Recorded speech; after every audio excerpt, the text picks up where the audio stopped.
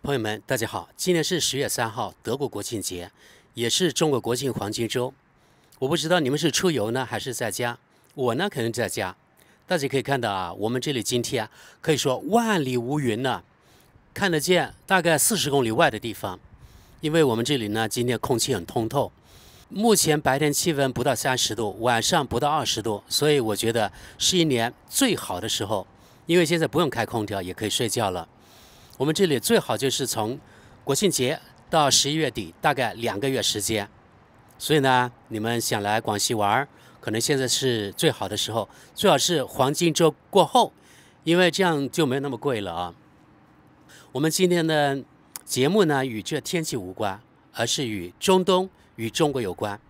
是这样啊，大家可能知道，前段时间大概是上个礼拜吧，在中东的黎巴嫩发生了全国几乎同一时间，他们的巡呼机，也就是 BB 机爆炸，所以呢，这个惊动了全世界。因为这爆炸事件啊，黎巴嫩死伤数千人。因为这个事件，所以导致了全世界重新在审视安全问题。然后呢，最近沙特阿拉伯王储萨勒曼他召开紧急会议，要求回收全国认为有问题的电子设备，统一处置。同时，萨勒曼宣布由沙特政府出钱统一购买中国制造的电子设备，而且他宣布这些电子设备不能含有任何美国的部件。这是个今天的消息啊。我们现在来回顾一下这个事情的来龙去脉，那就是黎巴嫩巡呼机爆炸事件。是这样，通过各个媒体综合消息啊，是由伊朗一家公司向台湾的金阿波罗公司下单生产巡呼机。这里呢有一个非常敏感的细节，那就是伊朗向台湾下单，那为什么中东某一类小国它能得到消息呢？因为伊朗一下单之后，然后呢，中东这个一类小国也是伊朗的敌人，他们情报部门就直接派员飞到台湾去，然后呢，跟金阿波罗公司交涉。最后，这家台湾公司甚至呢上市诚信，然后呢与这个中东某一类小国合作，与他们情报部门合作。也就是说，在生产过程中，让中东一类小国的情报部门给每一只生产的巡呼机做了手脚。等这批设备完工后，这家伊朗公司从台湾进口，再出口到黎巴嫩，然后就悲剧了。听闻这死伤之后啊，全世界一片哗然，因为这是人类啊有史以来最没有底线的一次，通过某国的情报部门进行黑客式的引爆一个国家全部这种电子设备，造成了前面说的几千人的死伤。所以所有中东国家都马上警觉起来，就觉得这电子设备的安全是如此的重要。而中东国家当中首当其冲的是沙特阿拉伯，它的反应非常的快，萨勒曼就下令啊，全部回收有问题的电子设备，而且统一处置。同时呢，由沙特政府出资啊，只从中国购买中国生产的设备，任何其他国家，包括美国的都不行。这无形中啊，给中国的电子产业以及中国的工业一个非常重要的机会。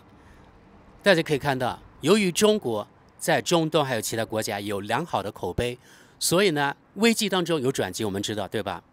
这个危机那就是黎巴嫩巡呼机的爆炸。这个转机就是现在除了西方国家之外，我相信呢，其他几乎所有的国家，特别是中东啊，还有俄罗斯这些国家，对西方特别敏感的国家，可能就义无反顾地转向了中国。所以可以这么说，在这件事情上，中国躺着就赢了，这没办法，这运气就那么好啊。据其他媒体报道啊，为什么这个伊朗公司下单之后，人家这个中东一类小国，他们的情报部门会得到这个细节呢？其实啊，与伊朗这个国家可以说是与伊朗革命卫队有撇不清的关系。那为什么是一家伊朗公司向台湾下单？然后呢，这个中东一类小国他们的情报部门马上就掌握了这个情报呢？其实呢，不是因为台湾方面泄露了什么机密，而是伊朗自己。说穿了，那就是伊朗革命卫队他们内部被这中东一类小国的情报部门渗透成筛子了。凡是在伊朗发生的一些敏感的任何的东西，它的细节都被中东一类小国他们的情报部门第一时间就掌握了。大家回顾一下，在过去啊，伊朗出现了几起非常弱智，但是呢又非常严重的他们伊朗的高级人物被清除的事件。早2、3年，苏莱曼尼，对吧？然后呢，就是今年伊朗总统坐直升机的时候失事了。伊朗军方后来确定不是飞机的问题，那什么问题呢？肯定是人为的因素。后来伊朗方面查来查去，还是发现自己革命卫队内部出了内鬼，而且内鬼还真不少。所以这家伊朗公司，他们给台湾这个公司下单生产传呼设备，也就是 BB 机，它是给黎巴嫩的还有阿拉伯国家一些重要人物用的。这是非常敏感的信息，被伊朗革命卫队内部的内鬼透露给了中东这个一类小国，然后才发生了这样的悲剧。同样的悲剧，伊朗前总统他的信息，比如说他飞机的坐标等等，也是被透露给了这个敌方。所以伊朗内部啊，再不整顿，再不抓内鬼，那今后伊朗还会遇到更多的损失。比如说最近黎巴嫩的那个真主党的领袖被清除，也是因为伊朗革命卫队内部这个内鬼的原因。因为黎巴嫩和伊朗他们的情报是共享的，就是说黎巴嫩真主党高层的行踪，伊朗革命卫队内部他是掌握的。这么精准的被定点清除，肯定是与伊朗革命卫队内部内鬼的出卖有撇不清的关系。那为什么伊朗这个国家本来知道像中国，在这里是指中国大陆，能够生产这个寻呼机，有这个产能，有这个技术，他为什么还把这个订单给台湾呢？他们也知道台湾就是美国的走狗，对吧？美国的盟友，所以与伊朗内部有些人舔美是亲美的有很大关系。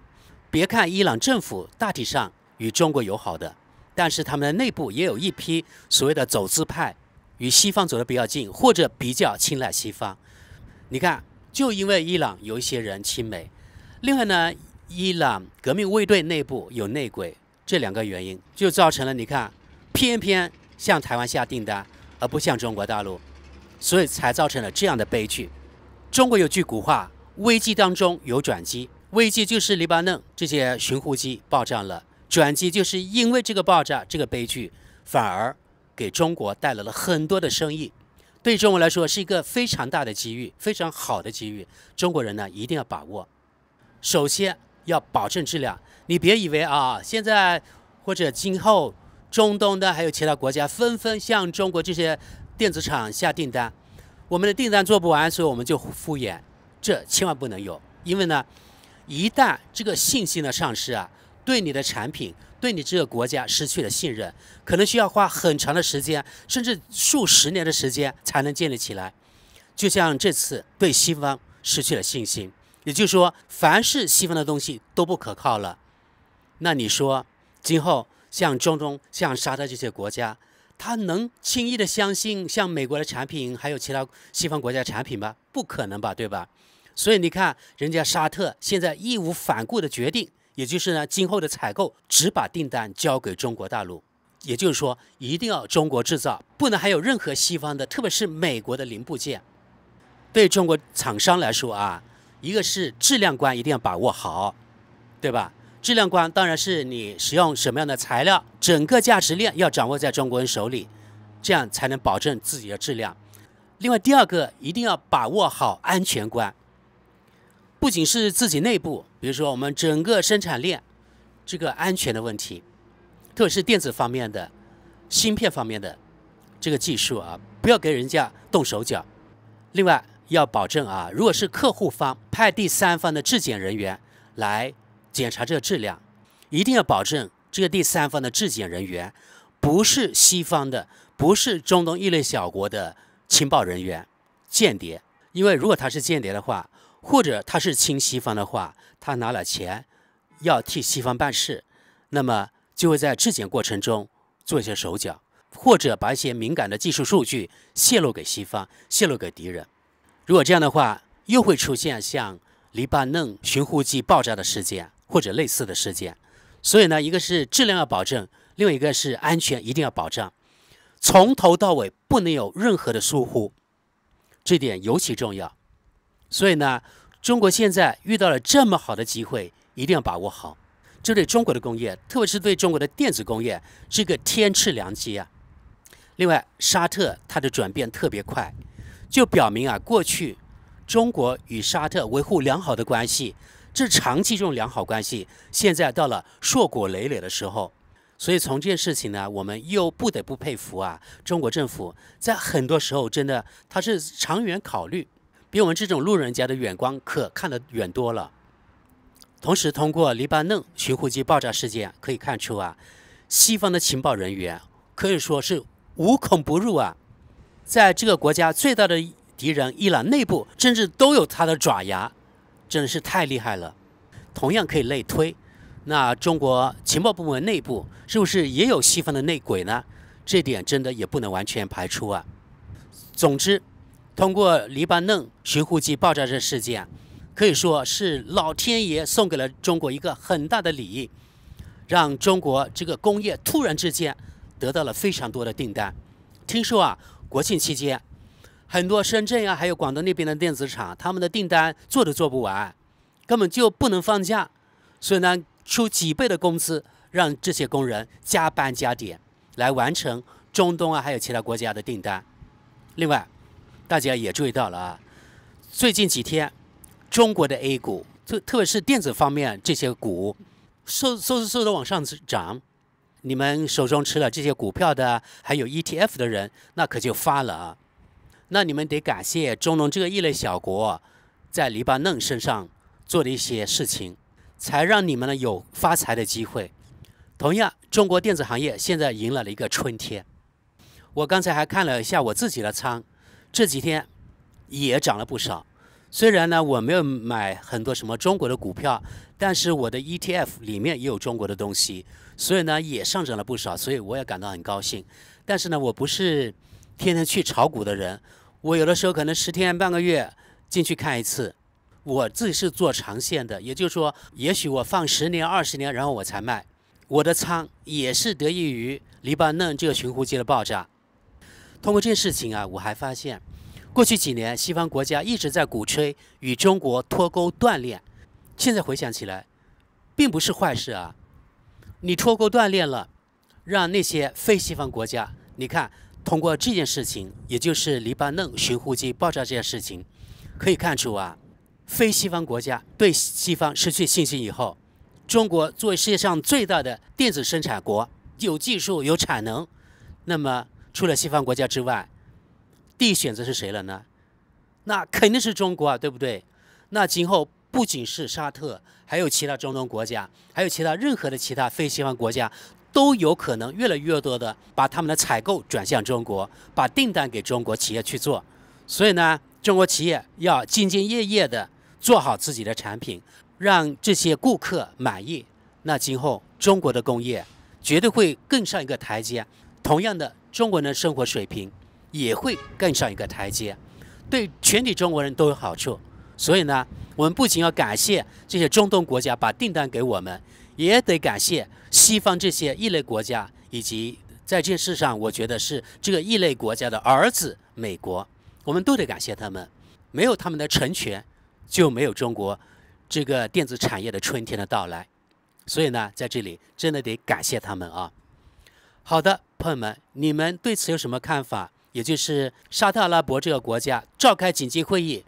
把全国所有有问题的电子产品把它收集起来，统一处理，然后呢，沙特政府出钱向中国下单，只购买中国生产的电子设备，这件事情你们怎么看？好了，非常感谢大家，那我们下期见。